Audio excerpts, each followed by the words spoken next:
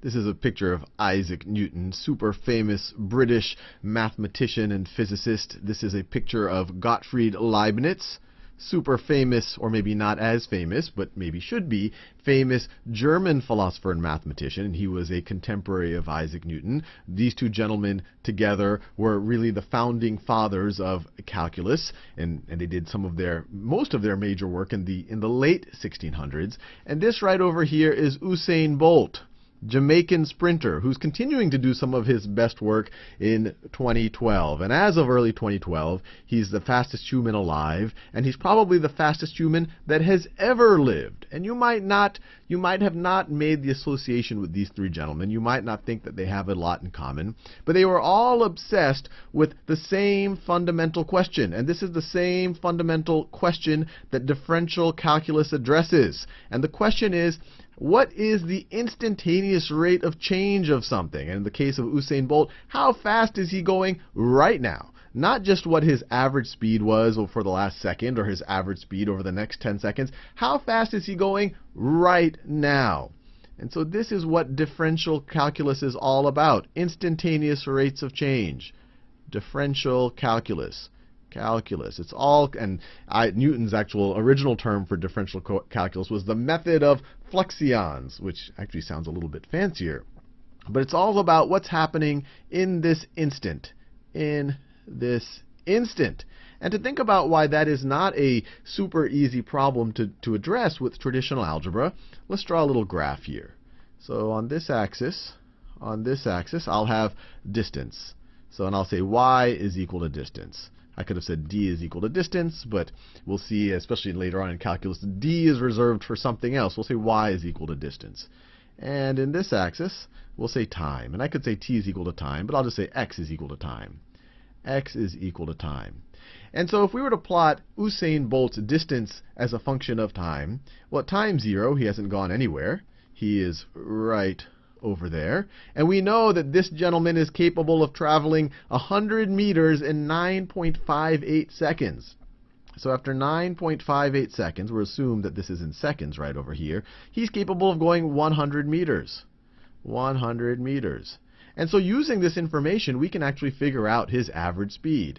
His average, let me write it this way, his average speed is just going to be his change in distance, over his change in time, And using the variables over here, we're saying y is distance, so this is the same thing as change in y over change in x from this point to that point. And this might look somewhat familiar to you from basic algebra. This is the slope between these 2 points. If I have a line that connects these 2 points, if I have a line that connects to these 2 points, this is the slope of that line. The change in distance is this right over here. Change in y is equal to 100 meters. And our change in time is this right over here. So our change in time is equal to 9.58 seconds. We started at 0, we go to 9.58 seconds. Another way to think about it, the rise over the run, you might have heard in your algebra class, is going to be 100 meters over 9.58 seconds. So this is 100 meters over 9.58 seconds.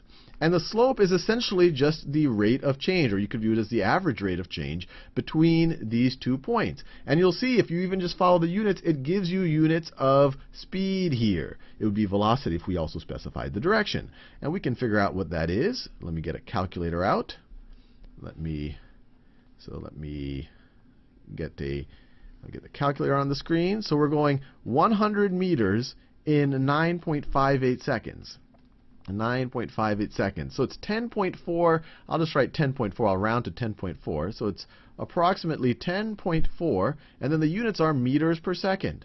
Meters per second. And that is his average speed. And what we're going to see in a second is the average speed, how average speed is different than instantaneous speed, how it's different than what the speed he might be going at any given moment. And just to have a concept of how fast this is, let me get the calculator back.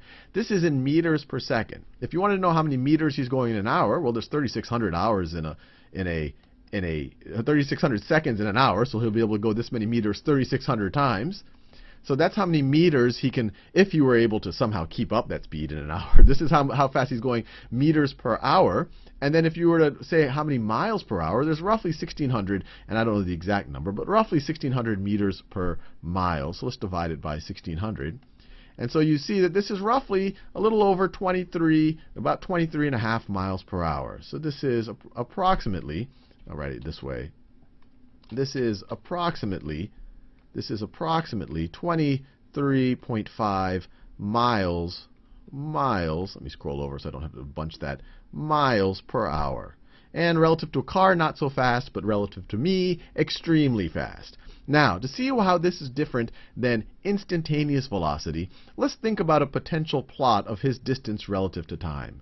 He's not going to just go this speed immediately. He's not just going to go, as soon as the gun fires, he's not just going to go 23.5 miles per hour all the way. He's going to have to accelerate. So at first, he's going to start off going a little bit slower. So his slope is going to be a little bit lower than the average slope. He's going to go a little bit slower, then he's going to start accelerating. And so his speed, and you'll see the slope here, is getting steeper and steeper and steeper. And then maybe near the end, he starts tiring off a little bit. And so his distance plotted against time might be a curve that looks something like this. And what we calculated here is just the average slope across this change in time. But we can see at any given moment the slope is actually different. In the beginning, he has a slower rate of change of distance. Then over here, then he accelerates over here. It seems like his rate of change of distance, which would be roughly, or you could view it as the slope of the tangent line at that point, it looks higher than his average. And then he starts to slow down again. And when you all average it out, it gets to 23.5 miles per hour. And I looked it up. Usain Bolt's instantaneous velocity, his peak instantaneous velocity, is actually closer to 30 miles per hour. So the slope over here might be 23 whatever miles per hour, but the instantaneous, his fastest point in this 9.58 seconds, is closer to 30 miles per hour. But you see, it's not a trivial thing to do. You could say, okay, let me try to approximate the slope right over here. And you could do that by saying, okay, well, what is the change in y over the change of x right around this? So you could say, well, let me take some change of x. Let me take some change of x and figure out what the change of y is around it, or as we go past that. So you get that, but that would just be an approximation because you see that the slope of this curve is constantly changing. So what you want to do is see what happens as your change of x gets smaller and smaller and smaller. As your change of x gets smaller and smaller and smaller, you're going to get a better and better approximation. Your change of y is going to get smaller and smaller and smaller. So what you want to do, and we're going to go into depth into all of this and study it more rigorously, is you want to take the limit as delta x approaches 0. As delta x approaches 0 of your change in y over your change in x. And when you do that, you are going to approach that instantaneous rate of change. You could view it as the instantaneous slope at that point in the curve, or the slope of the tangent line at that point in the curve. Or if we use calculus terminology, we would view that as the derivative. So the instantaneous slope is the derivative. And the notation we use for the derivative is dy over dx, and that's why I reserved the letter y. And this, you say, well, how does this relate to the word differential? Well, the word differential is relating, this dy is a differential, dx is a differential. And one way to conceptualize it, this is an infinitely small change in y over an infinitely small change in x. And by getting super small changes in y over change in x, you're able to get your instantaneous slope, or in the case of this example, the instantaneous speed of Usain Bolt right at that moment. And notice, you can't just put a 0 here. If you just put change in x is 0, you're going to get something that's undefined. You can't divide by 0. So we take the limit as it approaches 0, and we'll define that more rigorously in the next few videos.